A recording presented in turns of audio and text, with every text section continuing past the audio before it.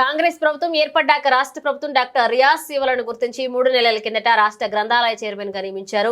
Afzalgunj central library కార్యాలయంలో రియాజ్ రాష్ట్ర గ్రంథాలయ చైర్మన్ గా ప్రమాణ స్వీకారం చేశారు.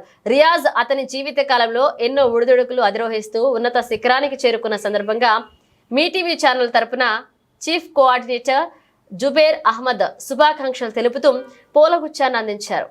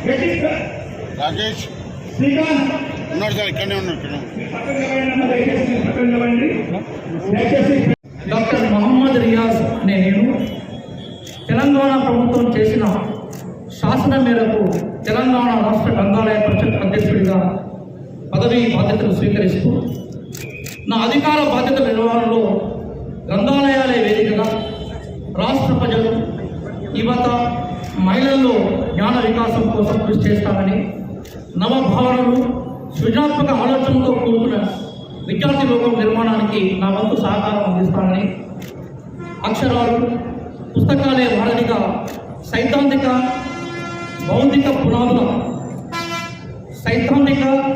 పునాదులను బలంగా ఏర్పాటు చేయడం ద్వారా జ్ఞాన తెలంగాణ స్వప్నాన్ని సాధించడానికి నిరంతరం పాల్పడతానని భారత రాజ్యాంగం సాక్షిగా మేము అత్యధికంగా ప్రేమించే భారత రాజ్యాంగం సాక్షిగా ప్రమాణం చేస్తున్నాం. జై హింద్, జై Telangana. Thank you so much sir. నేను ఇప్పుడు ఈ యొక్క పదవి ప్రమాణ స్వీకారం చేసిన గౌరవ మంత్రివర్యులకు, గౌరవ శాసనసభ్యులకు, గౌరవ సార్ ప్రేమతో అభిమానంతో ఇక్కడ చేసిన పెద్దలందరికీ, ప్రధానంగా మా నేత, మేము బాగా ఇష్టపడే రేవూరి ప్రకాష్ రెడ్డి గారు, మా ప్రాంత ఎమ్మెల్యే, అలాగే మా అన్న నాకు సీనియర్ మహారాష్ట్ర, మాకు వాళ్ళు పోలీస్ ఆఫీసర్గా రాజకీయాల్లోకి వచ్చే మాట్లాడుతుంది.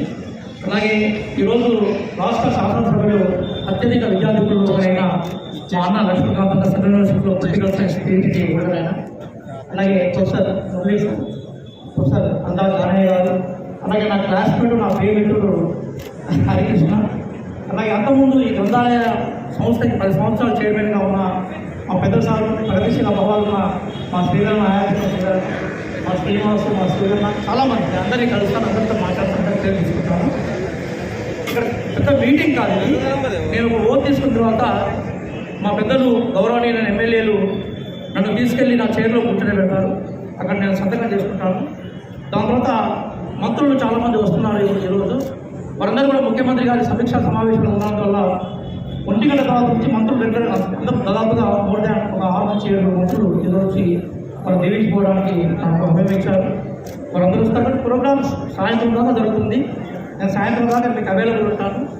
నా రిక్వెస్ట్ ఏంటంటే నన్ను పర్సనల్గా కలిసి నాకు సెకండ్ ఇవ్వడం, నాకు ఏదైనా ఓకే ఇవ్వడం ఉంటే నేను చాంబర్లో కూర్చున్నాక అది చేయండి.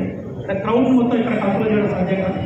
అలాగే ముఖ్యంగా యూనియన్ వాళ్ళు, అంటే ఎవరైతే లైబ్రరీస్ సంబంధించి యూనియన్ వాళ్ళు అయోధ్య కానీ సురేష్ కానీ మిగతా మిత్రులు తీసుకోలేకపోతున్నాను చాలామంది. అలాగే లైబ్రరీకి సంబంధించిన పెద్దలు, అలాగే వరంగల్ నుంచి చదువుకున్న మిత్రులు చాలామంది వచ్చారు. వాళ్ళందరూ కూడా పేరు పేరున నేను థ్యాంక్ చెప్తున్నాను. మనందరం ప్రశాంతంగా మాట్లాడుకున్నాను. మొట్టమొదటిసారిగా ఒక 2 నిమిషాలు నేను ఓట్ తీసుకుంటాను. దాని తర్వాత సార్ వాళ్ళను చాంబర్లో తీసుకెళ్తారు. అక్కడ చేయడం వచ్చిన తర్వాత మీరు ఓవర్తో గురించి కాబట్టి సాయంత్రం మీకు అవైలబుల్ ఉంటాను. మధ్యాహ్నం కూడా లంచ్ ఉంది, ఎవరు మిస్ అవ్వద్దని నేను కోరుకుంటున్నాను.